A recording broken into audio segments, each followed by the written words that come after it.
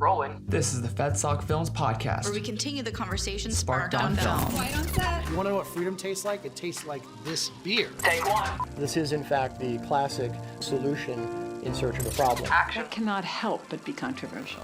Cut. With expert discussion and analysis. With the greatest legal minds on the topic today. The FedSoc Films Podcast. It's a wrap. There is no place like Nebraska, dear old Nebraska, you, where the girls are the fairest, the boys are the squarest of any old place that I knew. There is no place like Nebraska, where they're all true blue, and we'll all stick together in all sorts of weather for dear old Nebraska, you. Welcome back to the FedSoc Films Podcast. I'm Ann Hartley, your Cornhusker host. As a part of our series on Laboratories of Democracy, where we explore the unique features of state constitutions, we created a film exploring the origin of Nebraska's nonpartisan unicameral legislature. Today, I have the pleasure of speaking with Laura Ebke of the Platte Institute. She's a former Nebraska state senator and a mother of three. Welcome, Laura. Thanks, Ann. Glad to be here. Fantastic. We're glad to have you. So let's start with the big question. How many Nebraska football games have you attended? Oh, gosh. I've probably not as many as most Nebraskans. I've attended probably, 8 or 9 in person over the years, but I've watched a lot on TV, of course. I definitely have some very fond memories growing up of watching the Cornhuskers with the family, and we had the bad call brick that got thrown at the TV screen whenever we disagreed. It was great fun. I remember sitting through several games while my husband was in school. We went to several, seemed to be the late season games when it was snowing, and we were sitting, in Lincoln in the snow watching Oklahoma or Kansas State, run out onto the field back in the good old days. Exactly. It's fascinating how big of a deal college football is in the state. It's a huge deal in Nebraska, I think in large part because we don't have any professional teams, and we have one big college, go south to Kansas, and they have both K-State and the University of Kansas. Iowa has Iowa State and the University of Iowa. We have the University of Nebraska is pretty much it. Exactly. I absolutely love the joke that the Cornhusker football team is the state religion. Pretty close. Which I guess makes, Tom Osborne, the former coach, sort of our minor deity, at least. He did end up serving as governor, didn't he? Well, he wasn't governor. He was in Congress. He served in Congress for a couple of terms. He ran for governor, and everybody was kind of surprised when he lost to Dave Heineman. There we go. It is funny how you see that overlap, though. Yeah. I don't think that's something you see every day. No. Probably a good thing. Fair enough. So I wanted to talk with you today about the major influences on Nebraska's political culture. And it seems that football is an interesting place to start. Football is certainly a good place for us to start because that's where we can find some common ground. I think if you look at Nebraska political culture, you have a certain urban-rural divide. We talked about that when I was in the legislature a lot, about how the rural senators, were on one side of things, and the urban senators had a totally different view. So you have that even within the larger culture. If I, as a political scientist, I would say that you have in kind of the rural areas, you have sort of a conservative populism, which seems a little strange, but I think that's a long-standing kind of a long-standing description. You have in the Lincoln area, you have a different dynamic because you have both, the state's major university and the center of state government, so you have sort of a different dynamic going on there. And then you have Omaha, which I think you're more familiar with, but I would say that, it's typical of a lot of urban areas where you have a lot of differences and diversity in terms of political culture, but if I had to describe it, it would probably be one of, it's sort of a right of center, bigger business personality. So, like a lot of states, we're very diverse, but because we have such a big agricultural dynamic in, 3/4 of the state, it becomes more potent, I think, for us to deal with. It certainly is an interesting dynamic. Now, you mentioned that there's a surprising populist bent in Nebraska. Where do you think that comes from? Well, I think it goes way back to probably the founding of the state, and you had a significant number of sort of urban people who'd come from Eastern Europe, sometimes Western Europe, the kind of German, Czechoslovakian influence. And so there's a populism there. And then you get into the farming era of in the early 30s. And there were a lot of people who were very dependent during the Dust Bowl and the Depression on the aid that was given by government. So while a lot of the folks out west, out in the rural areas, and I live in a rural area, tend to be fairly conservative from a social standpoint.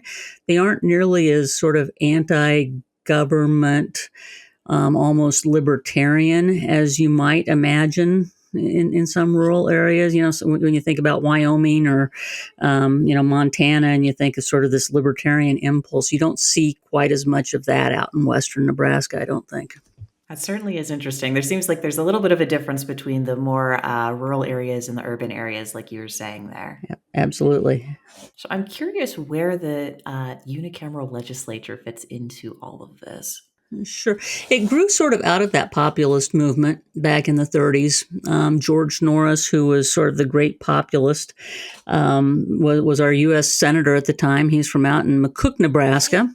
And he was a U.S. Senator and served served during the Roosevelt administration. And he was sort of this prairie populist, really, and he thought that it was important during a time of fiscal stress that we ought to think about, having fewer members in the legislature.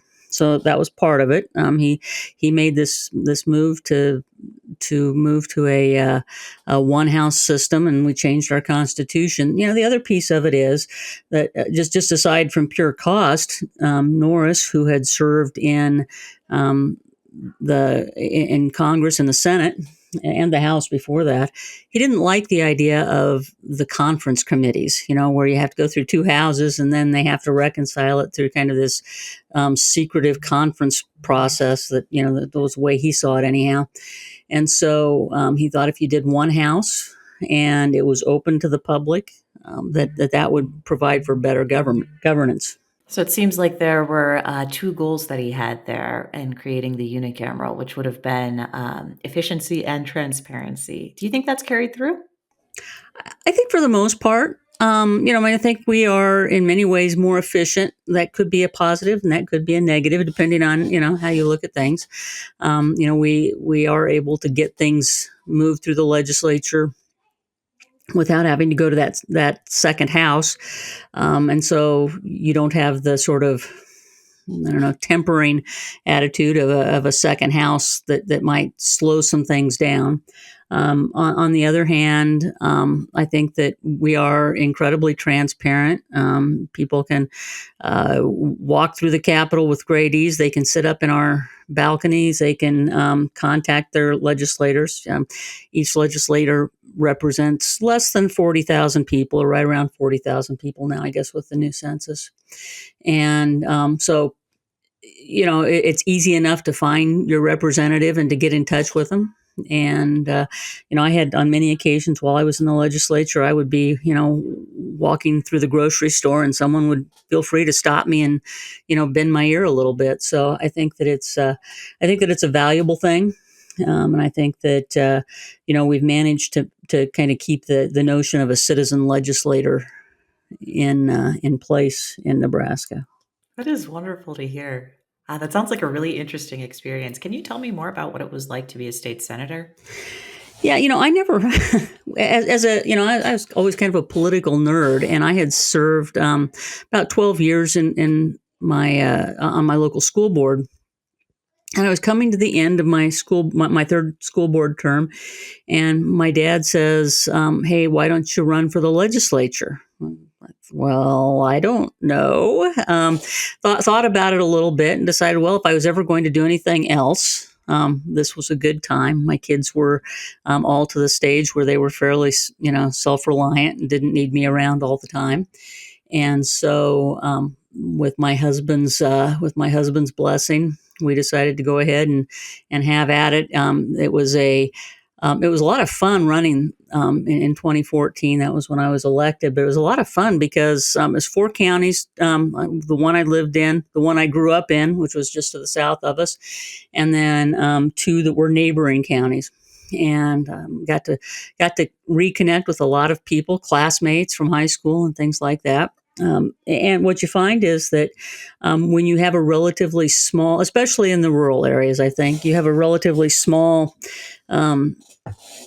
constituency, that people feel free to just, have a chat with you. I spent more time at local coffee houses and donut shops and bars, just talking to folks about what they were interested in. And they always felt free to get back in touch with me after I was elected.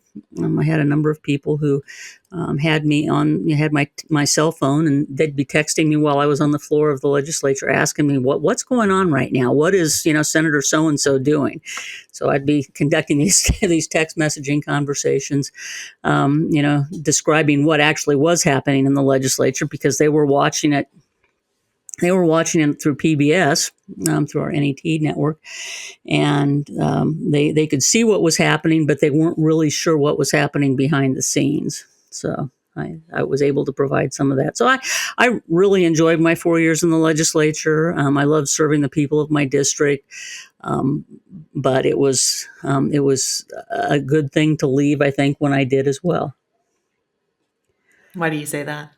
Well, I mean, I think that the political environment changed during the 4 years that I was there, and I've really enjoyed my time at the Platte Institute. It's given me the opportunity to use I've got a PhD in political science, and it's given me the opportunity to exercise my academic chops, if you will, in doing some research, and to kind of return to where I was before I went into the legislature. And have really just been it's been good for me to be out. I know enough to be dangerous now where the legislature is concerned. Gotcha. It does sound like a good change of pace. It's been a really good change of pace for me. A little less stressful, a few less people calling me at home late at night and that sort of thing. Gotcha. So for our listeners who are unfamiliar, can you explain what the Platte Institute is all about? Sure. The Platte Institute is a public policy institute, or a think tank, that was created back in the mid 2010s, about 2008 or 2009, I think. And it was founded with the idea that, we wanted to promote the ideas of free markets, sort of a generally small government, reducing barriers to entry for economic purposes. It started out as the Platte Institute for Economic Research, is how they referred to themselves, and it's kind of taken on just the Platte Institute moniker now, because we go beyond just economic research. We still do research, but we also look at other areas. Occupational licensing and regulatory reform are very important to what we do, but we also do a fair amount of tax policy research and so forth. But we are one of those evil think tanks, I guess. Gotcha. Sounds like you guys cover a little bit of everything. We do. We stay mostly out of what would be considered kind of the social issues, and do very little with education policy, except where it's directly related to tax policy. We want to expand opportunities for folks, and so we kind of look for opportunities to grow our footprint from that perspective. But occupational licensing, regulatory reform, and tax reform have been big drivers for us the last few years. Gotcha. So I'm curious how that stacks up against that sort of conservative populist bent that you were discussing earlier on. Yeah, I mean, I think that for the most part, we have worked a lot on transparency as well, and I should have mentioned that, and that has taken us out into the larger state on a number of occasions. We had our truth in taxation bill last year that was passed that resulted in a number of truth in taxation hearings. So, in other words, if property taxes were going to be increased by a certain amount, but by more than a certain amount, then it triggered an automatic truth in taxation hearing in the area. And that's one of the things that we've heard since before I was elected to the legislature in 2014, that property taxes are a major driver for us. It is a downer for the farmers, obviously, and the property holders, but as well for households. And so this truth in taxation expanded the level of transparency. It required a certain level of transparency and description of why the tax increases were going to be needed. And so we've been able to work within that sort of conservative populist movement on tax reform primarily. And we've been fairly successful at that. I think that the fact that we were based in Omaha probably has resulted in us being a little bit slower to get out into the western part of the state and to understand some of those kind of local concerns, but we're working on that. It certainly is a big state, a lot of ground to cover. There is a lot of ground to cover and a lot of space in between some of those cities. No doubt about it. All right, so as we wrap up here, I want to take a step back just to look at the Unicameral. What do you think is the greatest challenge facing it as an institution? I think that the biggest challenge, of course, we're a nonpartisan body. We're the only unicameral and nonpartisan body in the country. And I think that maintaining a level of nonpartisanship and keeping those 49 free actors, if you will, free agent actors in the mix as independent thinkers, not necessarily independent ideologues, but keeping it that way is going to be a challenge. I think that especially in an era when we seem to becoming increasingly divided politically, I think that that's going to be a special challenge.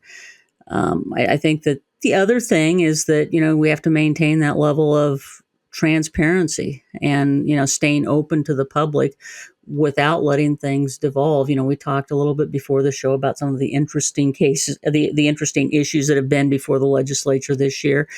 And that has resulted in a lot of discord, if you will. And I think that it raises questions then about the rules of the legislature and how it's going to continue to function. There's also always a few people who think that we ought to go back to the old system. Our Capitol has two chambers in it. We could, in theory, in fact, the first year after the Capitol was built, or the first 2 years after the Capitol was built, we had two houses. And so, in theory, we could go back to two houses again. The question is whether or not the public wants to do that, and that would require a constitutional change. So, I think we've got plenty of challenges, but I think that on the whole, the positives of the Nebraska legislature, every bill gets a hearing, every senator has the same level of authority within the body, and the same rights. I think all of these things are on the whole a positive thing for the state. Absolutely. Well, thank you so much for joining us today, Laura. This has been a very interesting discussion. I feel like I've learned a lot. Well, thanks for having me. All right. Thank you, folks, for giving us a listen. You can find our film, Laboratories of Democracy, Nebraska's Unicameral, on our YouTube channel or at fedsoc.org. That's FEDSOC.org. As always, the Federalist Society takes no position on particular legal or public policy issues. All expressions of opinion are those of the speaker. That's a wrap. This has been a FedSoc audio production.